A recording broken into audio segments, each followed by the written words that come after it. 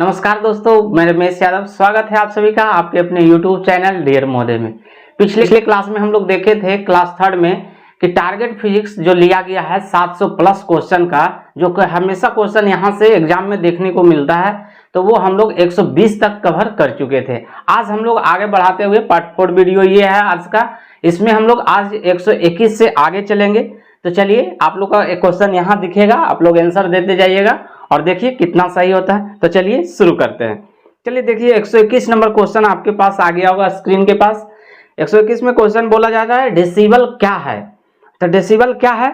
ध्वनि स्तर का एक माप है। तो देखिए ऑप्शन 4 में है ध्वनि स्तर का एक माप। तो 121 का आंसर क्या हो जाएगा? 4 हो जाएगा। चलिए 122 नंबर क्वेश्चन देखिए कि सुदूर संवेदी युक्ति में एक अंतर्निर्मित स्रोत होता है। क्या होता है? तो अवरक्त किरणों का होता है। अवरक्त किरणें जो निकलती है सुदूर संवेदी, यानी रिमोट को बोला जाता है सुदूर संवेदी में। जैसे हम लोग टीवी चलाते हैं तो रिमोट चलाते हैं, तो रिमोट से कौन सी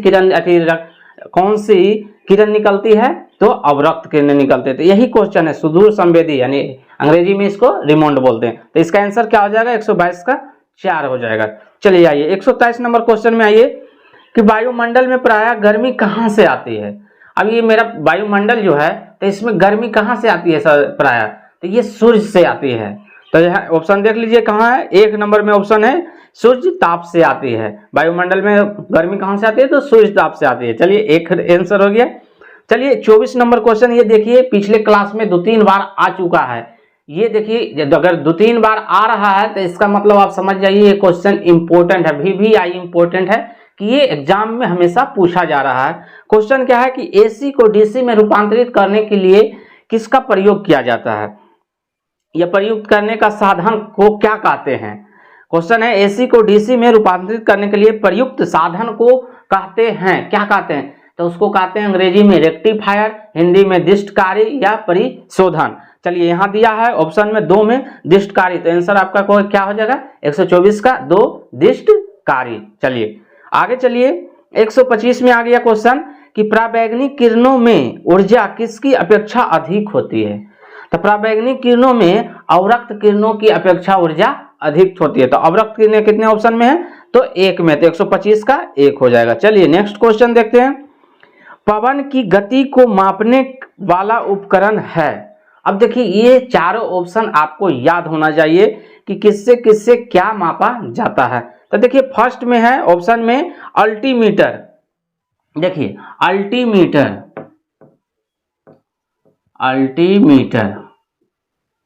है ना। 1 नंबर ऑप्शन में क्या है? अल्टीमीटर। अल्टीमीटर में क्या होता है? उड़ती हुई विमान की मापा जाता है ना, उड़ती हुई विमान की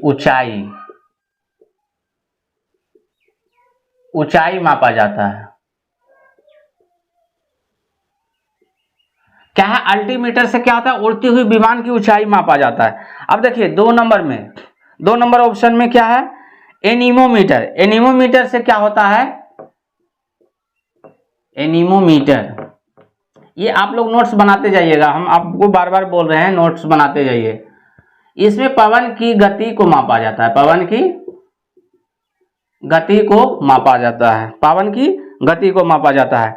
क्रोनोमीटर 3 में देखिए, 3 में क्या है? क्रोनोमीटर। क्रोनोमीटर सही समय की माप के लिए, सही समय की माप किया जाता है। करेक्ट टाइम, एकदम ट्रू टाइम कह सकते हैं इसको, ट्रू टाइम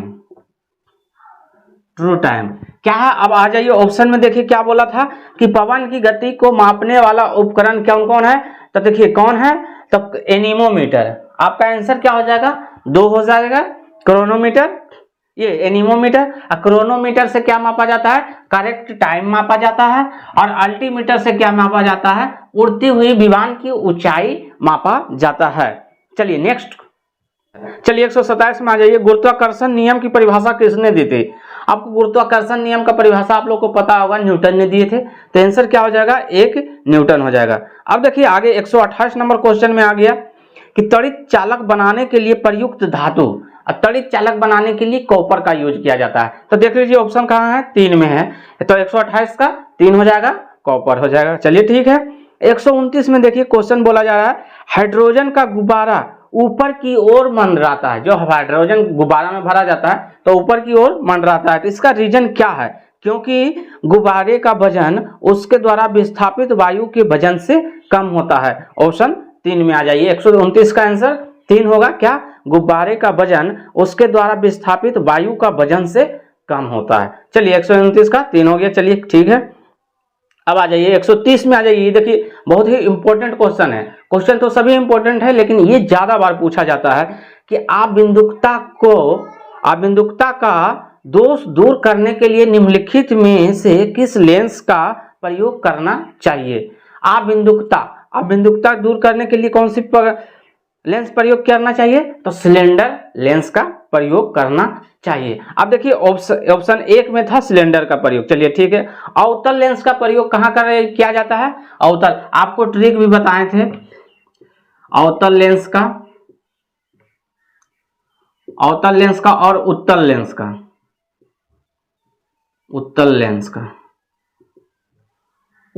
का ट्रिक बताए थे कि क्या था, ये दोनों का ट्रिक क्या था, किस दोष को दूर करने के लिए? तो निकट आओ, क्या था? निकट क्या था? निकट दृष्टि दोष के लिए अवतल लेंस का प्रयोग किया जाता है। निकट दृष्टि दोष के लिए अवतल लेंस का प्रयोग किया जाता है। यानी याद करने का तरीका क्या बताए थे? दूर दृष्टि, देखिए निकट दृष्टि के लिए अवतल और दूर दृष्टि के लिए उत्तल। याद करने का ट्रिक क्या बताए थे? निकट माने आना, निकट आओ, आ से अवतल लेंस हो गया, तो निकट अवतल लेंस हो जाएगा। दूर, ऊ, देखिए ऊ का उच्चारण ये सबसे ही हमको पकड़ना है, दूर, ऊ माने उत्तल, तो उत्तल लेंस हो गया। तो दूर दृष्टि दोष करने के लिए उत्तल लेंस और निकट दृष्टि दोष करने के लिए, चलिए निकट के लिए अवतल लेंस। चलिए ये हो गया आपका। तो आंसर इसका क्या हो जाएगा?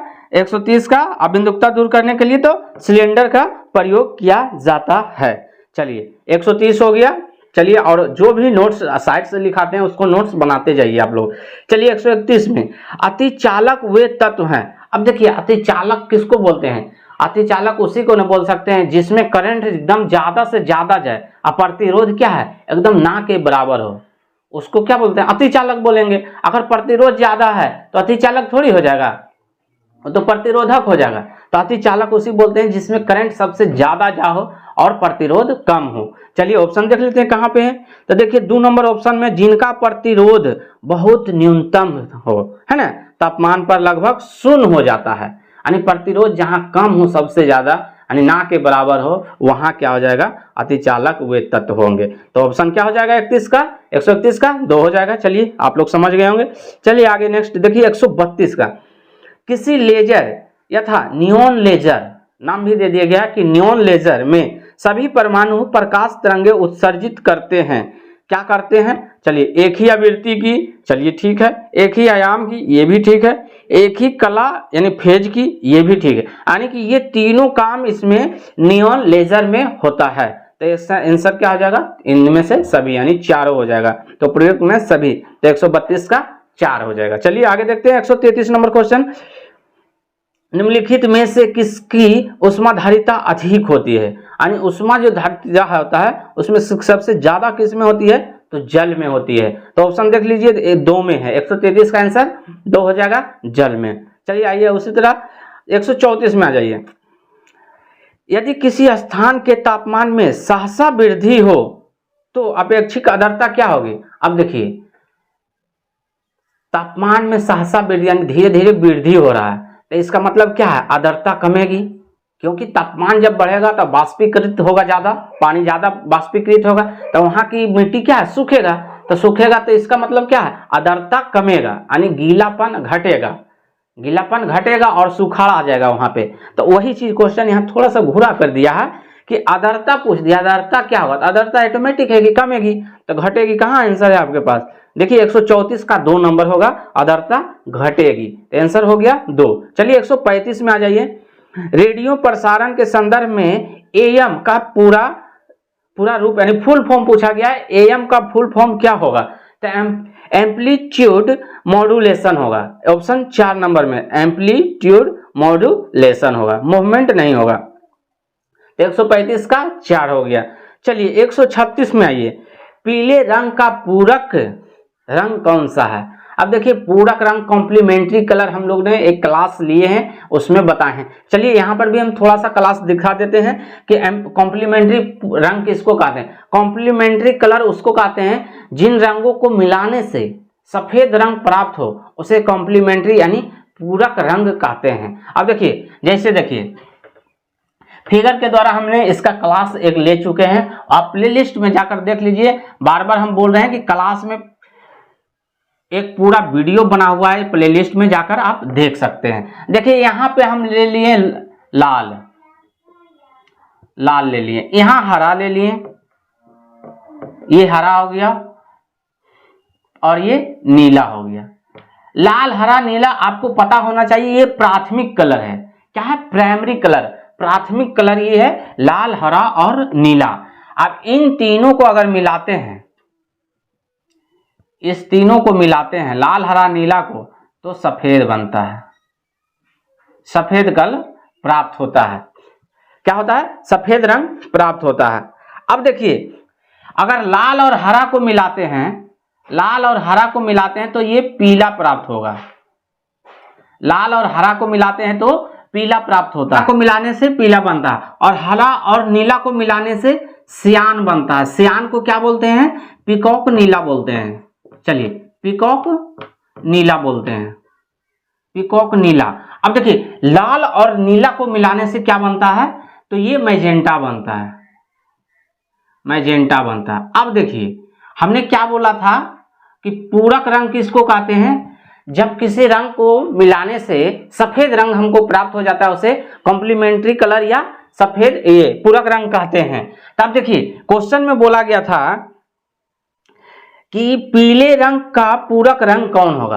अब पीला में कौन सा कलर मिलाया जाए जो कि सफेद हो जाए। तो देखिए 3 रंग लाल हरा और नीला को मिलाने से सफेद बन रहा था, है ना। लाल और हरा को मिलाने से सफेद बन रहा था, तो अगर पीला को और किसको मिलाया जाए कि पीला में और किसको मिलाया जाए कि ये सफेद बने, पीला में और क्या मिलाया जाए। तो देखिए पीला में कौन कौन हो गया, पीला में ये देखिए रेड हो गया और क्या हो गया, ग्रीन हो गया। पीला में रेड ग्रीन तो मिल गया, तो रेड और ग्रीन जब लाल और हरा मिल गया है तो एक नीला मिलना चाहिए, तो सफेद हो जाता।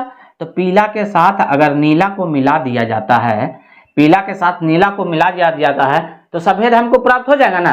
तो पीला और नीला का एक ये क्या है, पूरक हो जाएगा।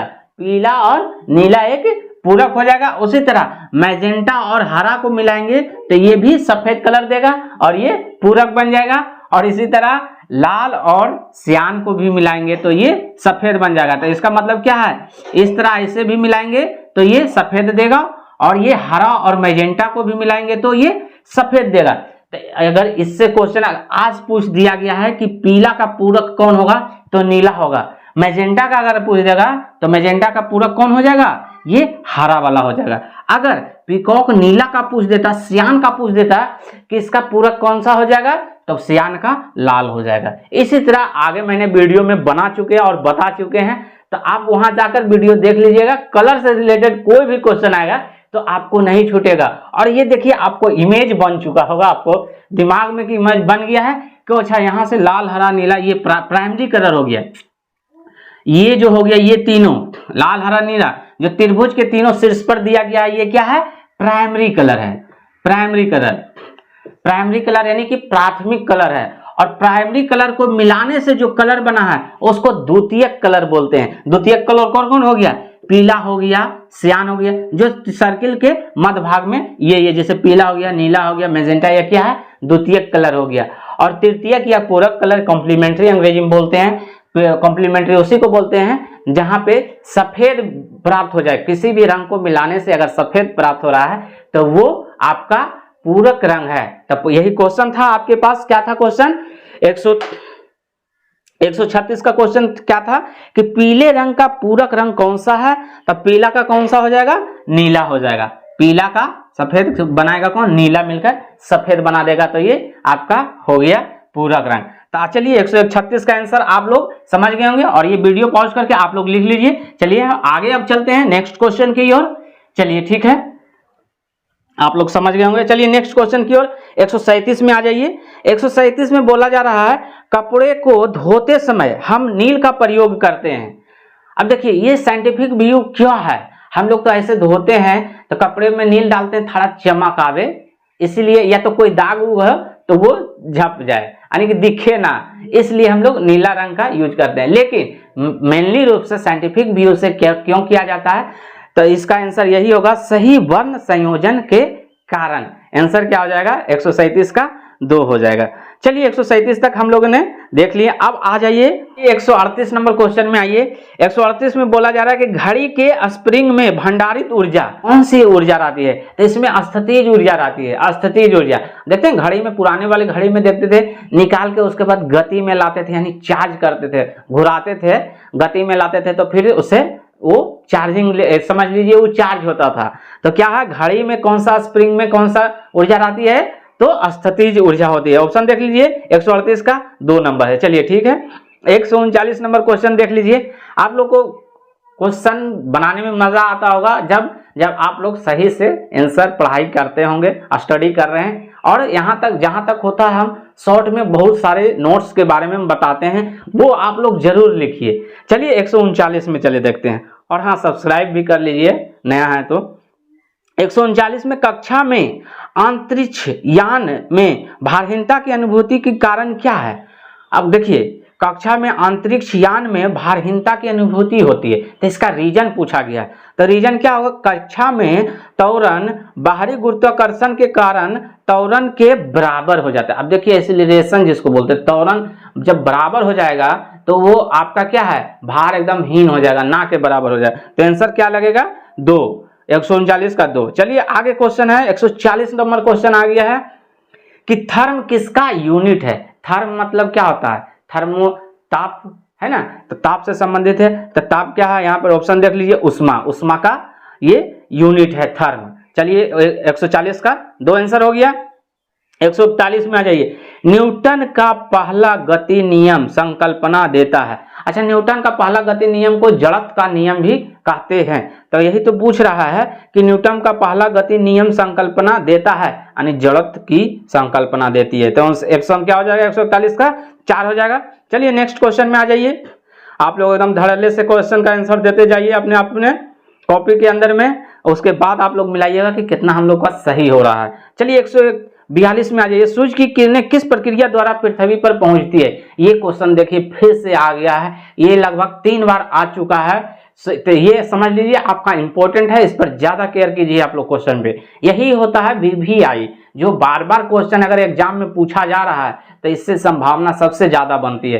तो इसमें बोल रहा है कि पृथ्वी तक सूर्य की ऊष्मा जो पृथ्वी तक किरणें होती है वो किस माध्यम से पहुंचती है, तो विकिरण माध्यम से पहुंचती है। और इसमें बताए थे हमने कि सूर्य में जो ऊष्मा मात्रा जो प्राप्त होती है वो नाभिकीय संलयन के द्वारा प्राप्त होती है, और सूर्य के केंद्र में 2 करोड़ मिलियन डिग्री सेल्सियस तापमान होती है, और सूर्य के केंद्र में हाइड्रोजन और हीलियम होती है। हाइड्रोजन की मात्रा सबसे ज्यादा लगभग 71% होती है, और हीलियम की मात्रा लगभग 26% होती है। ये बात आप लोग लिखते जाइएगा नोट्स में, ऐसे पिछले क्लास में भी बता चुके हैं। अगर पिछले वीडियो आप लोग देखे हैं तो ठीक है, नहीं तो पीछे जाकर वो भी प्लेलिस्ट में जाकर आप लोग देख सकते हैं। ये 700 का फिजिक्स टारगेट लिया गया है, और इसी से क्वेश्चन हमेशा बार बार पूछा जाता है। चलिए आइए जल 143 नंबर को 142 का हो गया आंसर। एक विकिरण विधि द्वारा पृथ्वी तक आती है किरण। अब आ जाइए 143 में। जब जल का तालाब कम गहरा दिखाई देने का कारण क्या है। जल का तालाब देखिएगा कि बाहर से देखेंगे साफ पानी में तो लगेगा कम ही गहराई है, अब हिलिएगा तो अंदर चल जाइएगा। तो इसका कारण क्या है, कम दिखाई देने का कारण क्या है, अपवर्तन का कारण है। अपवर्तन ऑप्शन क्या हो जाएगा, 143 का 3 हो जाएगा। अब चलिए आइए 144 में, मानव को विद्युत ऊर्जा का सबसे पुराना रूप क्या था, तो सबसे पुराना रूप पहले क्या था हम लोग का, सौर ऊर्जा था। उसी द्वारा हम लोग ये डिवाइस को चलाते थे, चार्ज करते थे, बैटरी को, लाइट को जलाते थे, सौर ऊर्जा। चलिए आइए नेक्स्ट क्वेश्चन है 145 में, कोयले से वनिज रूप से पैदा होने वाली ऊर्जा को कहते हैं। अब कोयले से वनिज रूप से पैदा होने वाली ऊर्जा को क्या कहते हैं, तो इसको ताप ऊर्जा कहते हैं। ऑप्शन 3 हो जाएगा। चलिए 146 में, हम सदा चंद्रमा का वही पार्श्व देखते हैं क्योंकि, अब देखिए हम लोग चंद्रमा का वही पार्श्व हमेशा बार बार देखते हैं क्योंकि पूछा गया था वह पृथ्वी के गिर्द परिक्रमण में उतना ही समय लेता है जितना अपने अक्ष पर घूर्णन में लेता है। तो ऑप्शन इसका क्या हो जाएगा, 146 का 3 हो जाएगा। चलिए 146 तक हो गया। अब आ जाइए 147 में, कि पर्वतीय स्थलों में ठंडी तुषार वाली रात में अक्सर पानी के पाइप फट जाते हैं, क्यों।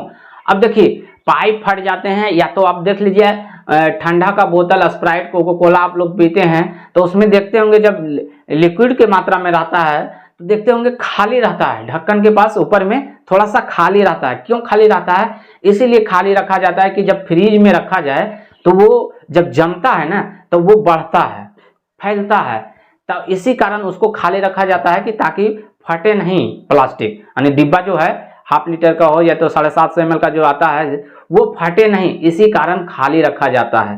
तो आप देख लीजिए ऑप्शन में उससे रिलेटेड है कि नहीं कहीं पे।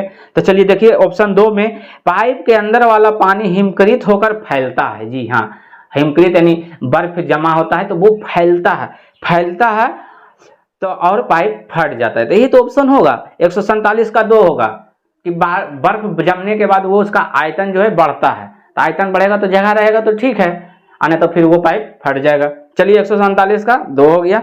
चलिए 148 में देखिए, पैराशूट धीरे धीरे नीचे आता है जबकि उसी ऊंचाई से फेंका गया पत्थर तेजी से गिरता है।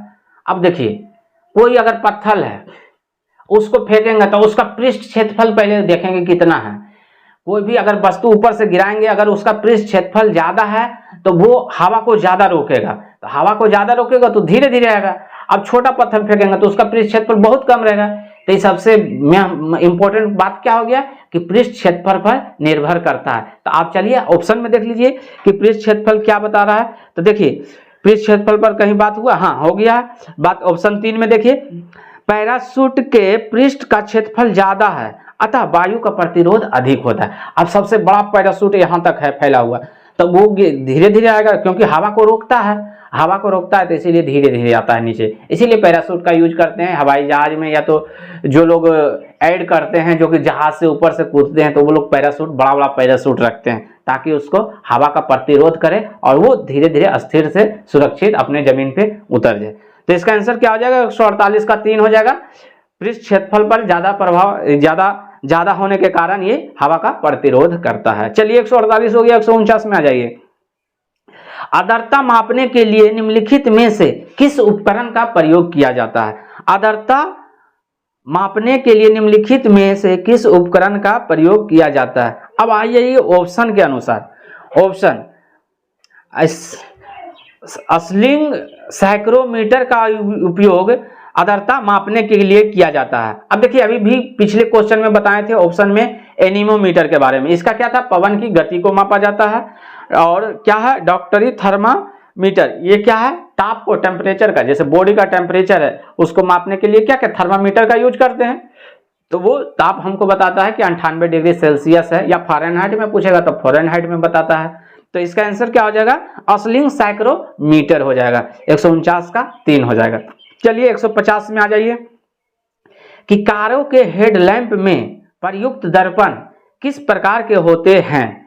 अब कार का हेडलाइट जो होता है, गाड़ी का जो हेडलाइट होता है उसमें किस तरह की दर्पण का यूज किया जाता है, तो उसमें अवतल दर्पण का यूज किया जाता है। लेकिन अवतल में किस प्रकार का, तो परवलयिक आकार के, परवलयिक अवतल दर्पण का यूज किया जाता है। और गाड़ी में साइड मिरर का यूज किसका किया जाता है, साइड मिरर जो पीछे देखते हैं हम लोग यहाँ पे लगा कर, तो उसको कौन सा दर्पण बोलते हैं, तो उत्तल दर्पण बोलते हैं। चलिए 150 का 1 कंप्लीट हो गया। चलिए 151 में आ जाइए, तरनताल वास्तविक गहराई से कम दिखाई देते हैं। अभी क्वेश्चन आया था जल वाला कि तालाब का जल के कम दिखाई देता है गहराई, क्यों? तो अपवर्तन के कारण। तो वही क्वेश्चन फिर से एक बार देखिए रिपीट आ रहा है कि 151 में पूछा जाता है तरनताल वास्तविक गहराई से कम गहराई दिखाई देता है, इसका कारण क्या है? तो अपवर्तन का कारण है। तो आपका आंसर क्या हो जाएगा? एक हो जाएगा, अपवर्तन के कारण। चलिए 152 का, ये तो देखिए 5 से 6 बार क्वेश्चन आ चुका है।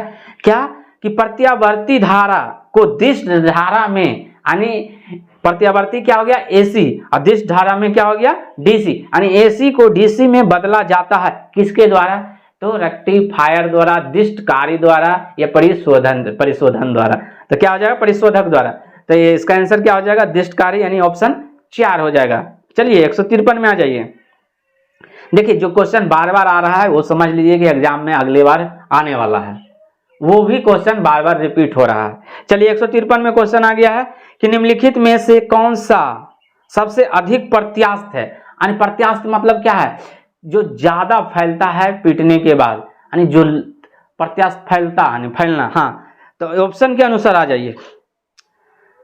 रबड़ नहीं होगा, रबड़ भी फैलता है, ये भी फैलता है, लेकिन ऑप्शन चारों देखना पड़ेगा। गीली मिट्टी ये भी फैलता है, प्लास्टिक भी फैलता है, स्टील भी। देखिए स्टील आ गया, स्टील को एकदम पतला पतला करके फैलाया सबसे ज्यादा जा सकता है। तो ऑप्शन के अनुसार आपका 153 का 3 हो जाएगा, स्टील हो जाएगा। स्टील का प्रत्यास्थ सबसे ज्यादा होता है।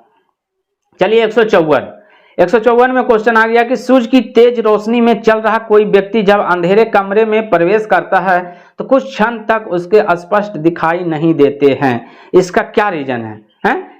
तो इसका क्या रीजन? देखिए हम लोग ऐसे भी एहसास किए होंगे कि एकाएक धूप से आए और अंधेरा में या रूम में गए जहां लाइट बंद है, तो एकाएक जाएंगे तो अंधेरा में कुछ दिखाई नहीं देता है। तो ये क्या होता है? आइरिस पुतली होता है, वो क्या है? धूप में जाने के बाद खुल जाता है, सिकुड़ जाता है।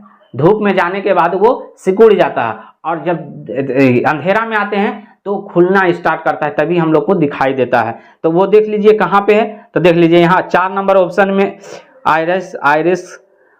हाँ देखिए 3 और 4 में पूछा गया है आइरिस के बारे में। तो देखिए आइरिस पुतली को तत्काल संकुचित नहीं कर पाता है, ये नहीं होगा। आइरिस पुतली को तत्काल प्रसारित नहीं कर पाता है, यानी खोल नहीं पाता अंधेरा में जैसे आते हैं, तो इस कारण हमें दिखाई जल्दी नहीं देता है। तो इसका आंसर क्या हो जाएगा? 154 का 4 हो जाएगा। चलिए 155 नंबर क्वेश्चन में आ गया है क्रिकेट से रिलेटेड कि वायु में पर चक्री क्रिकेट बॉल के दोलन की व्याख्या की जा सकती है।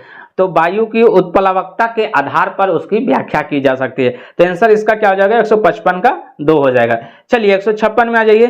शीतकाल में एक मोटी कमीज की अपेक्षा 2 पतली कमीज हमें अधिक गर्म क्यों रख सकती है? अब देखिए इसके बारे में हमने पिछले क्लास में भी बताए थे और फिर से ये क्वेश्चन रिपीट हो रहा है।